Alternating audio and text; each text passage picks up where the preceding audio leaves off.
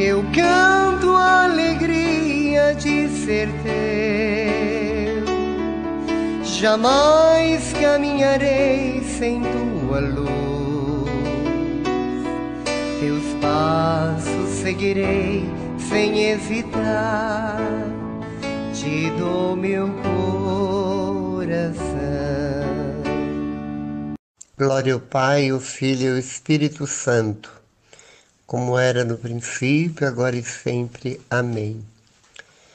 Que seja louvado Deus Trinitário, Pai, Filho e Espírito Santo, e seja louvado juntamente com este Deus Trinitário a Virgem Maria, que é Mãe de Deus e Nossa Mãe. Que Nossa Senhora possa estar com você neste momento que ouve, que escuta, e que o olhar de misericórdia dela, que é tão profundo quanto o azul do céu, que é infinito, que o amor dela por nós é infinito, por isso ela deu a luz ao amor, no amor e com o amor, toda coberta, toda cheia, toda plenificada pelo Espírito Santo, encharcando todas as suas células. Ela engravidou-se do divino, sendo humana, sendo criatura, engravida-se do seu Criador. Isso é bonito demais, perfeito demais, é um mistério demais. Olhar a grandeza da humildade de Deus. Não que ele precise, mas buscar a criatura para nascer dela, sendo que ele criou todas as coisas e depois criou todos os homens e todas as mulheres de todos os tempos. Isso é uma grande alegria, porque assim como Maria engravida de Jesus, dentro de todo esse processo em que ele vem nos salvar, da mesma forma, se eu digo um sim aberto, largo, para Deus, ele também, o Espírito Santo também canaliza o coração do Pai no meu, onde por esse canal, que é o Espírito Santo, Jesus vem. Ele desce ao meu coração e ele transforma a minha vida, assim como a vida da Virgem Maria, com essa gravidez foi plenamente, totalmente transformada. Ela esqueceu-se completamente daquilo que ela sonhava, que ela buscava, para fazer primeiramente a vontade do Senhor, dizendo, fechando o diálogo e a resposta que o anjo esperava para levar para o Criador. Eis aqui então a serva, a escrava do Senhor, que ele faça em mim segundo a sua palavra, né?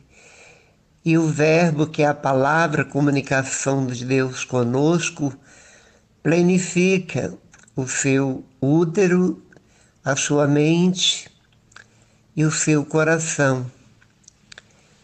Todas as suas células ficam plenificadas e cheias, transbordantes de amor. Ela ficou completamente grávida de Deus. Deus ocupou todos os espaços que dizia respeito à pessoa de Maria Santíssima.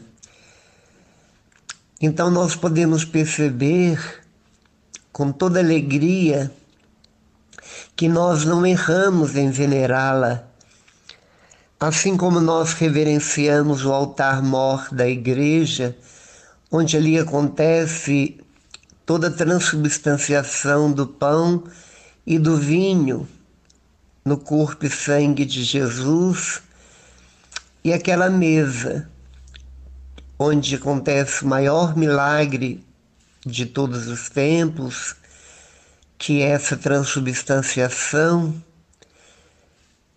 Da mesma forma, o útero de Nossa Senhora, o coração de Nossa Senhora, todo o psique de Nossa Senhora é um altar.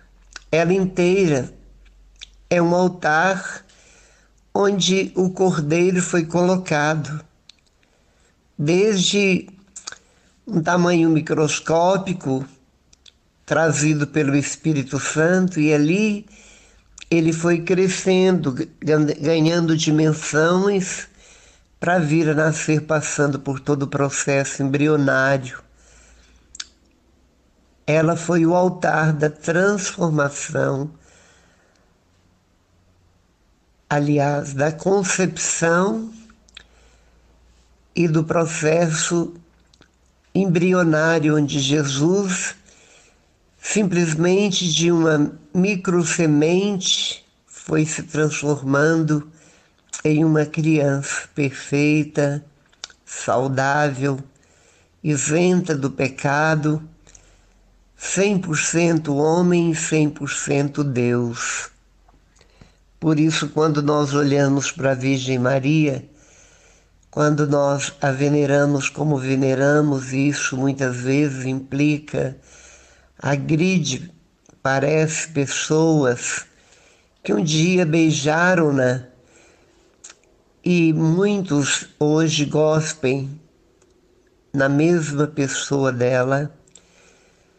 Nós veneramos exatamente porque, assim como o padre beija o altar, assim como nós curvamos diante do altar quando entramos no templo, na igreja, nós nos curvamos diante do altar, porque ali Deus acontece, o pão transforma-se.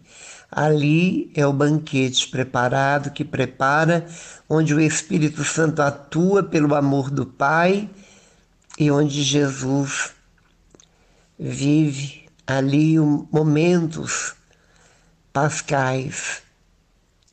Ali é o Calvário. Ali é onde Jesus nasce do pão, onde ele nasce do vinho e tem como objetivo entrar na casa do nosso coração quando ele vem a nós pela boca, pela patena, que é a nossa língua.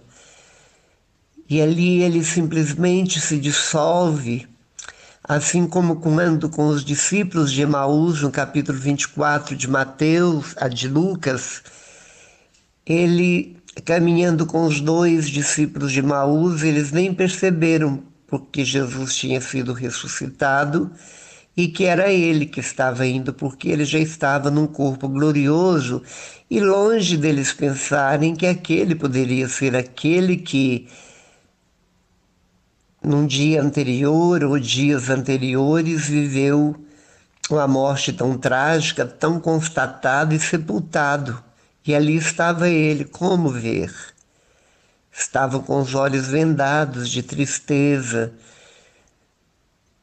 Estavam antes da morte cheios de esperança que Jesus viria restaurar Israel, viera salvar o povo, ocupar o trono herodiano, e no entanto ele acabou como um fracassado, mas ele ressuscita e isso é o bastante. A glória de Jesus não é ocupar uma cadeira, um trono, não é ocupar um destaque, uma posição governamental do mundo inteiro através de uma posição e uma postura política.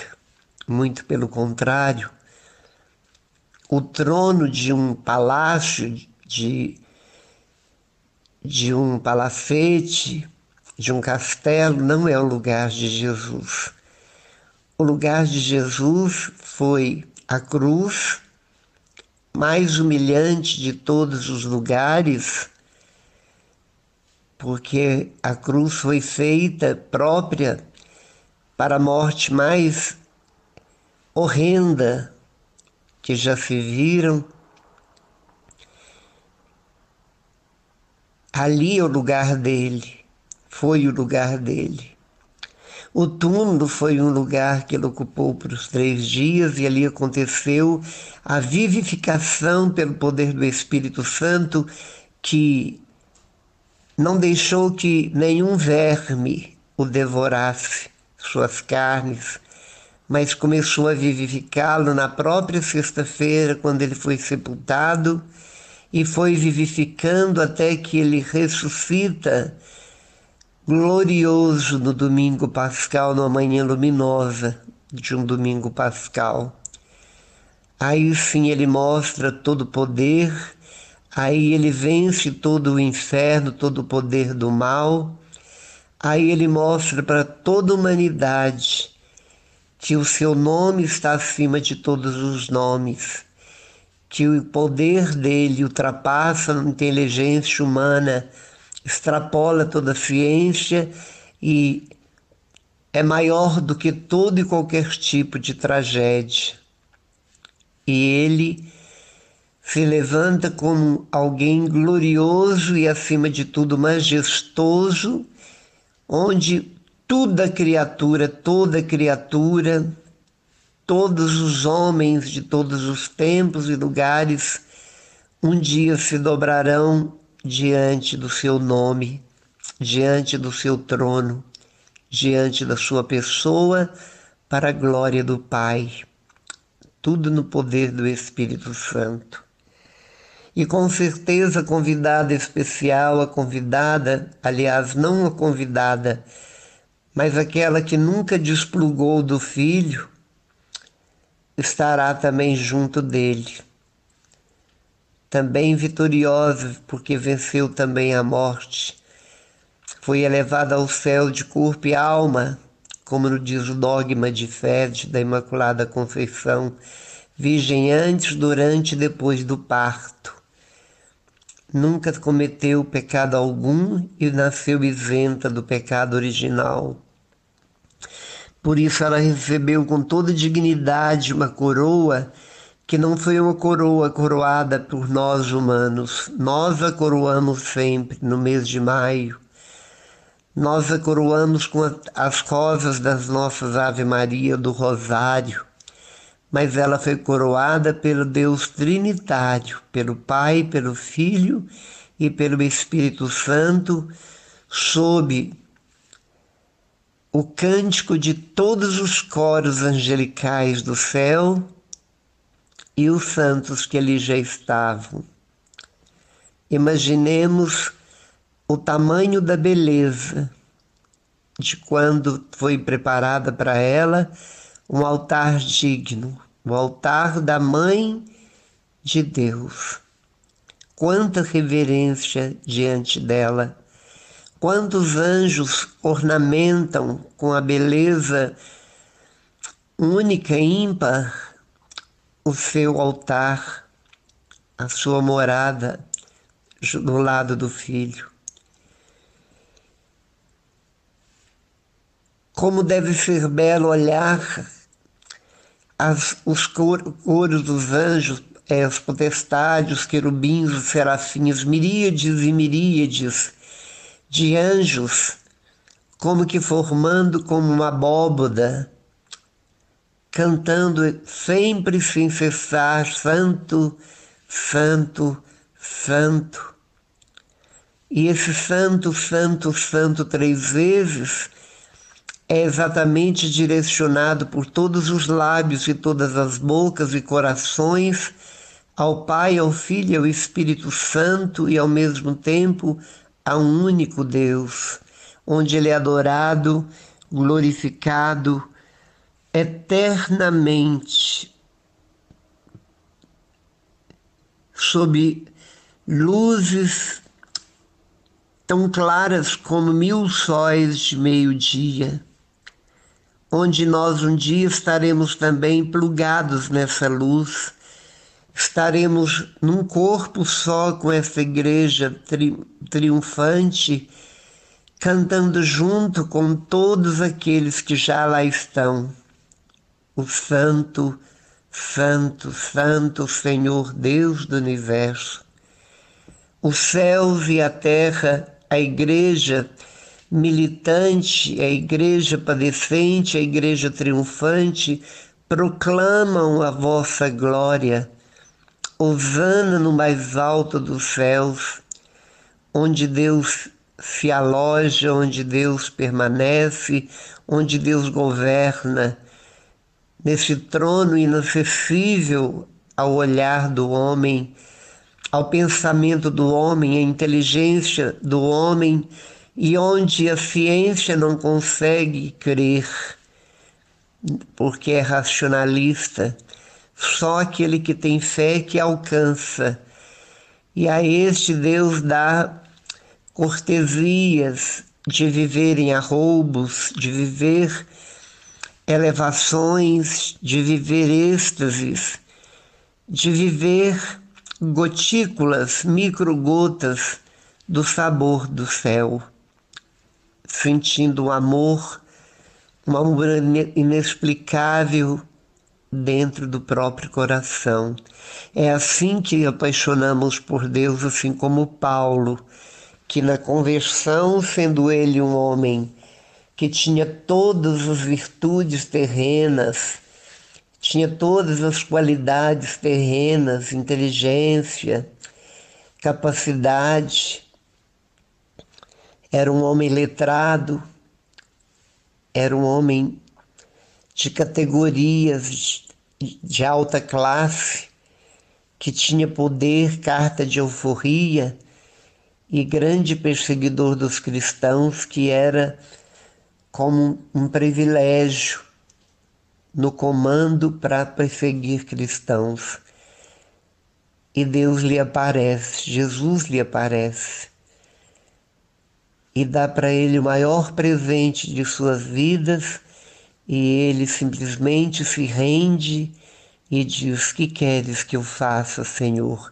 Se entregou inteiramente nas mãos de algozes, depois de fundar comunidades, depois de formar discípulos, depois de amar, de viajar tanto, pregando com eloquência, pregando com destemor, pregando com autoridade o nome de Jesus, e foi um grande homem, um grande cristão, embora não tenha convivido com Jesus como os outros apóstolos.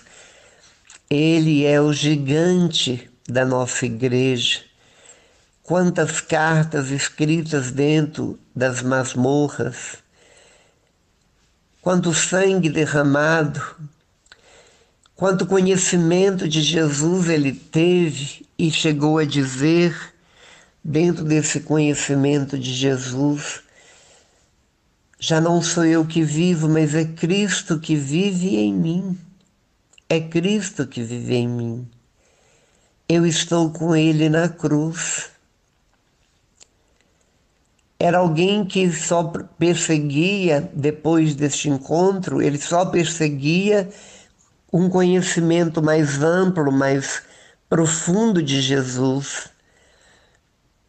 E ele encontrava e conhecia Jesus na tradição, naquilo que lhe contavam, porque não tinha ainda sido escritos os evangelhos. E ele, nos joelhos, foi conhecendo Jesus, não no intelecto, e foi conhecendo Jesus pelas experiências da oração, porque é pelos joelhos que se conhece Deus, é pelos joelhos, é falando com Deus e ouvindo a Deus, silenciando para ouvi-lo, é que nós o conhecemos na intimidade.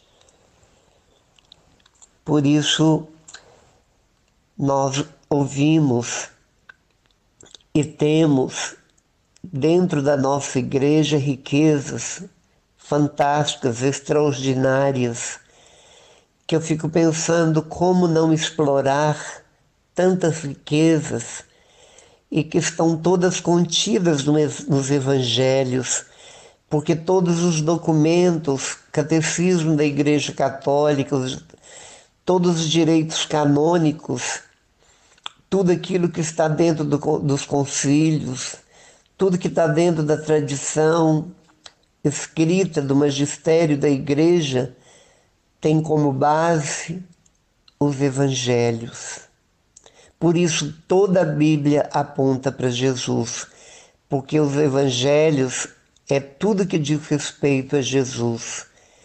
Ele veio exatamente para revelar, ele veio desvelar, ele veio para abrir o sacrário, para mostrar o rosto do Pai, para desenhar o rosto do Pai.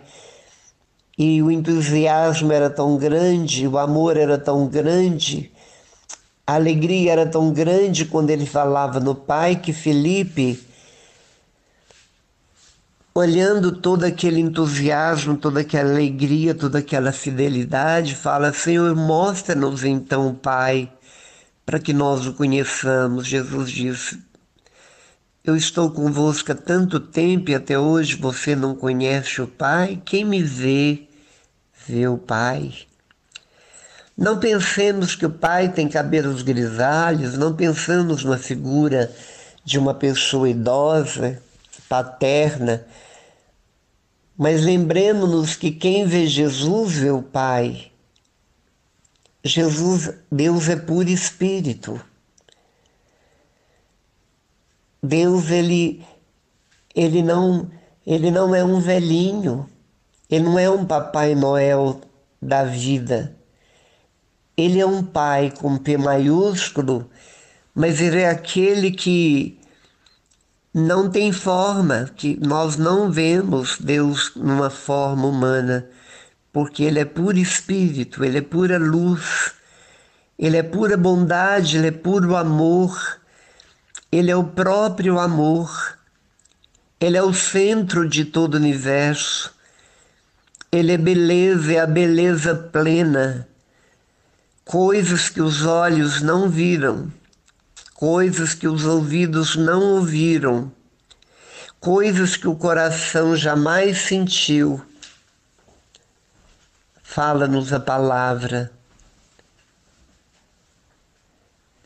Assim Deus tem preparado para aqueles que o amam.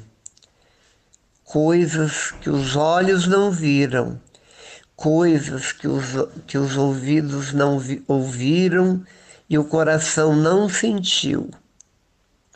Tais são os bens que Deus tem preparado para aqueles que o amam.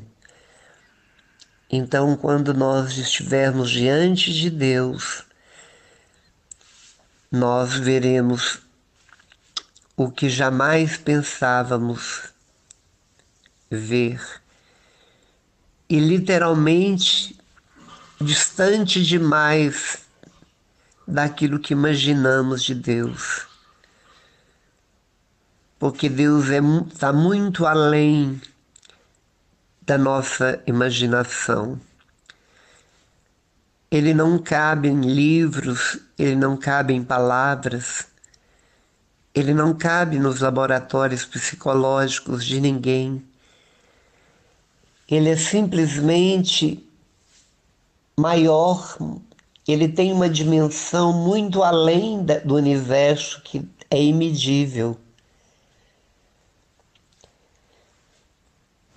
E por isso que nós devemos, com toda a força do nosso coração, suplicar que este Deus invisível, mas real, conceda-nos, na sua gratuidade, na sua bondade, de nunca recusar pedidos espirituais. Nós pedimos coisas, nós pedimos aquilo que enferruja, aquilo que é roubado, aquilo que é destruído com o tempo, aquilo que é efêmero e passageiro. E Ele anseia para que nós peçamos e Ele quer nos dar aquilo que é eterno. Ele quer se dar inteiramente a nós. Ele quer que nosso coração esteja o tempo todo guardando como se fosse um porta-joia, e ele uma joia rara, dentro do comando das nossas vidas, na cabine do nosso coração, nos movendo segundo nossa submissão, nossa entrega absoluta a Ele, o prazer de Deus é nos conduzir no verdadeiro caminho que é Jesus, direcionando e nos levando a conjugar o tempo todo, incessantemente, o amor. Não amor mundano, não amor condicional, não amor que cobra, mas o hino do amor que nos diz Paulo no capítulo 13 de Coríntios. É isso que ele quer que nós vivamos, não para nós, não para o nosso mero prazer, mas ele quer que a gente divida, porque como um corpo só, como todos nós somos filhos de Deus, nós somos um só corpo, a humanidade toda. Então, somos solidários com o dedinho do pé, somos solidários com as nossas mãos, nós somos solidários com todas as partes do nosso corpo e temos o cuidado devido. Da mesma forma, nós devemos ter com todas as pessoas que ocupam a superfície da Terra e que têm a nossa semelhança, mesmo em outras etnias, em outras raças, nações, língua, povo, cultura. Somos um só povo, um só corpo, onde Deus nos quer unificados, juntos, unidos. Assim como quando a gente viaja para países que não falamos aquela língua, nós quando vamos à missa, nessas viagens de turismo em outros lugares, em qualquer ponto da missa, em qualquer lugar que a missa esteja, nós não precisamos entender a língua, mas a missa nós entendemos, nós sabemos onde ela está, nós sabemos o que o padre está falando, apesar de não entendermos aquela língua. Da mesma forma, o amor é a linguagem universal. O amor é a linguagem universal, não tem outra linguagem, ela é inconfundível. Todos entendem a linguagem do amor. Todos entendem os movimentos do amor. Todos entendem a manifestação do amor, porque o amor é o combustível que nós necessitamos para sermos curados de traumas, para sermos curados de desamor, de rejeição, sermos curados de carências afetivas, paterna, materna, fraterna, onde nós somos curados de todas as patologias, por mais complexas que elas são.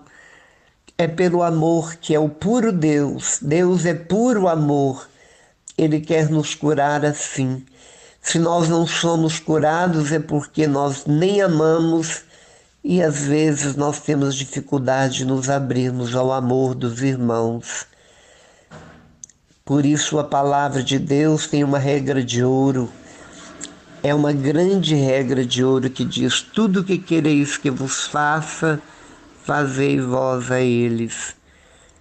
Se Deus faz conosco, nos dá, nos presenteia com toda gratuidade a experiência do amor para que tenhamos este encontro pessoal que marca definitivamente o resto das nossas vidas. Este amor que é um divisor de águas na nossa história, este amor que faz com que as terras do Antigo Testamento de nossas vidas se afastam dos nossos pés, onde nós emplacamos uma terra, a terra prometida, a terra do Novo Testamento, onde Jesus é o Senhor, e se ali nós aportamos, nós realmente encontramos o sentido da vida, a verdadeira felicidade. Por isso, quanto mais nós nos doamos, quanto mais nós acolhemos, quanto mais nós praticamos a doação gratuita de coração, na alegria, mais recebemos. É como uma cacimba. Quanto mais se tira a água da cacimba, que é uma pequena cisterna, mais água ela vai se enchendo. Se nós não tirarmos a água da cacimba, ela seca. Se nós não dermos o amor que Deus nos dá, nós secamos. Esse amor seca. É como enterrar talentos. É preciso fazer multiplicar. Fazer o amor de Deus que está em nós multiplicar. É como eu já disse tantas vezes, o mal, ou ele é nosso, ou ele é meu, ou ele é do demônio. É vindo, é oriundo de mim ou do mal.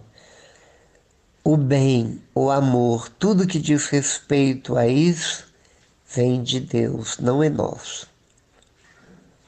É por isso que muitas vezes eu digo que os santos não devem ser aplaudidos exatamente porque nós não fazemos mais do que obrigação em buscarmos a santidade, que significa a cura total do homem. Porque Jesus veio procurar o homem todo e todos os homens.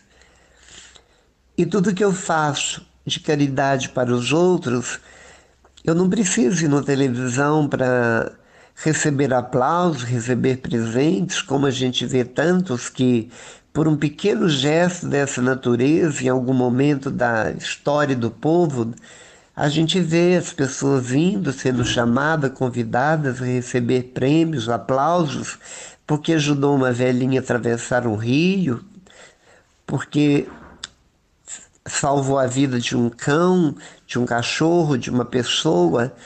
Tudo isso é obrigação nossa.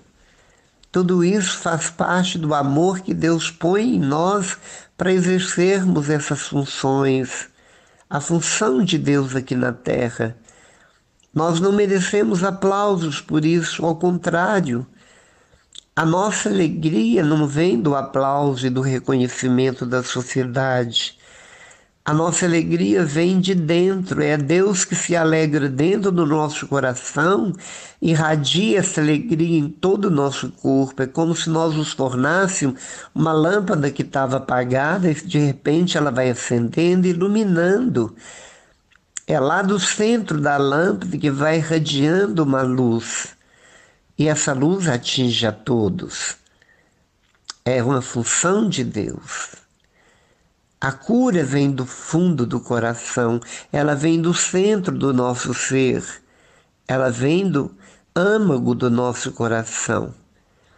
Por isso, é só o amor que cura, é o amor que liberta, é o amor que transforma, é o amor que apazigua, é o amor que vence todo e qualquer tipo de malignidade. O mal jamais, por mais mal que seja, ele é vencido e derrotado pelo amor. É como diz a Luzia Santiago, o amor vencerá. Ele vencerá tudo porque o amor, ele vem de Deus. O mal sai de nós ou vem do inimigo de Deus e nosso inimigo. Por isso a mensagem de hoje, ela termina exatamente com a frase que Jesus falou e ecoa até hoje para nós e vai ecoar até o momento que as trombetas começarão a soar em todos os cantos do céu e toda a terra ouvirá, onde Jesus descerá em glória sobre nuvens. Tudo o que quereis que vos faça, fazei vós a eles. Nós cobramos, reivindicamos, nós entramos na justiça, nós levamos na justiça, nós fazemos requerimentos e por aí afora. É dessa forma que nós somos uns com os outros. enquanto deveríamos compreender, entender, obedecer aquilo que Jesus nos fala. Se alguém te tirar a camisa, dê a calça. Se alguém te bate na face direita, dê a esquerda. Se alguém te obriga a andar sem tantos quilômetros, ande o dobro. Orai não só pelos seus amigos e seus benfeitores, mas antes orai pelos seus inimigos, pelos seus malfeitores. Orai por aqueles que te prejudicam. O verdadeiro sentido da oração e o valor está exatamente aí, porque até os maus têm seus amigos e praticam os bens entre si.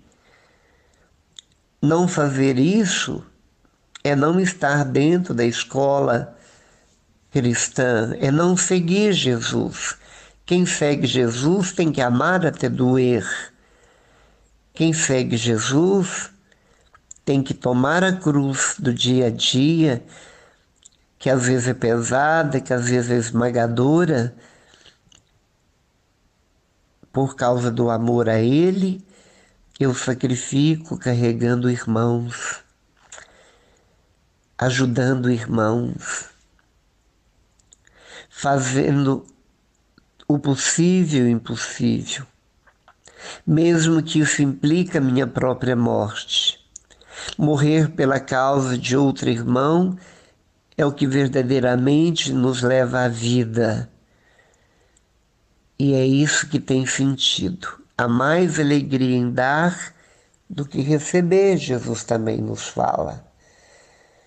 Por isso, neste tempo quaresmal, onde nós estamos vivendo uma escuridão terrível, que muitos profetizaram isso, que nós teríamos dias de trevas, as igrejas fechadas até para adorar Jesus.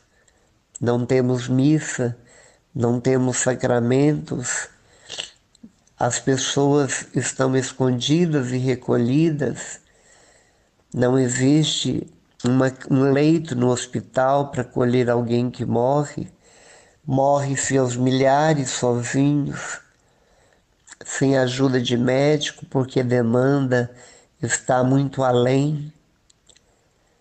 O mundo inteiro nunca se viu falar na história que há uma universalidade de uma doença, de uma epidemia, do que se transformou em pandemia, uma doença avassaladora dessa forma, que apavora e onde ninguém conhece, os cientistas não sabem. A vacina é imprevisível, não sabemos qual será o resultado, foi feita às pressas, não sabemos consequências absolutamente de nada. E com isso nós surpreendemos com os acontecimentos, porque morre-se jovem, morre-se criança, e antes morria-se apenas os mais idosos. E este vírus vai mudando de tal forma que parece a malignidade, o próprio inferno, a morte disfarçada de vírus para destruir, para matar, para trucidar, para entristecer, deprimir, angustiar, revoltar, levar as pessoas ao pânico, ao desespero, a um sofrimento inexplicável, onde as pessoas não sabem para que lado ir, o que fazer. As pessoas mundanas, porque aqueles que são de Deus, que confiam em Deus, sabem que é o momento de se aquietar, de ouvir a Deus, de falar com Deus e de pedir perdão a Deus, de suplicar a Deus e desagravar o coração de Jesus e da Virgem Maria, e não pedir curas de nada, apenas a cura do coração e a conversão, e aí seremos literalmente curados definitivamente. Mas o mundo chegou num ponto em que eu percebi antes da pandemia que estava muito estranho e algo muito ruim parecia que nos aguardava. Deus realmente estava triste. Quantas vezes Nossa Senhora apareceu chorando e nunca ninguém deu liga para isso, se importou com isso. O menino Jesus, a imagem de uma criança do menino Jesus num bairro de Nova York, empapou-se de sangue sem que ninguém pusesse o sangue nele. O índice de aborto naquele país e naquele bairro é algo assustador. Morre-se tantas pessoas pelo Covid que assusta e alarma e vira um caos na humanidade. Mas ninguém se lembra dos inocentes, das crianças que morrem aos milhares e aos milhares, e as nações estão liberando a lei do aborto, e as pessoas que possuem uma gravidez ainda dizem: eu mando no meu corpo, eu faço o que quero. Mas eu digo que todas as pessoas que abortam nunca mais serão as mesmas, porque e se fossem elas? E se fosse você? Na sua fragilidade e impotência diante de algo que te arranca das entranhas de uma mãe, simplesmente para te lançar no lixo. Essas crianças um dia seriam alguém. Uma criança que foi abortada e a mãe foi confessar com o Padre Pio, São Padre Pio, ele disse para ela: o filho que você abortou seria Papa. E quantas pessoas poderiam nascer assim como Deus é o Deus da vida? E muitas mães os impediram de nascer, e o pior, há quem fabrica remédio para o aborto, há quem faz o procedimento do aborto, como se fosse absolutamente algo nocivo e negativo. Nós viemos dessa forma. Nós não fomos abortados, mas poderíamos ter sido. É preciso abortar o mal. É preciso abortar tudo aquilo que é crudelidade de nós. É preciso arrancar violentamente dos nossos corações, como diz o próprio São João Batista: aplainai as veredas, derrubai os outeiros, as montanhas, para que Jesus chegue no nosso coração numa planície preparada por nós. Preparar o coração para esperar Jesus na manhã radiosa da Páscoa, e não ficar esperando a cura, a vacina, simplesmente para não ter perigo e despreocupar-se de uma doença que pode ser letal. Mas simplesmente deveríamos esquecer das doenças e vacinas e pensar nos antídotos contra todo o mal que nós carregamos no coração: uma boa confissão, uma vida de oração intensa, a busca da santidade a todo custo, para a honra e glória do nosso Deus. Louvado seja nosso Senhor Jesus Cristo, para sempre seja louvado. Tudo te entreguei, nada me restou, livre eu fiquei, só para te amar, meu Deus. Tudo me pediste, eu nada te neguei, e hoje sou feliz assim, tenho a ti, meu Deus.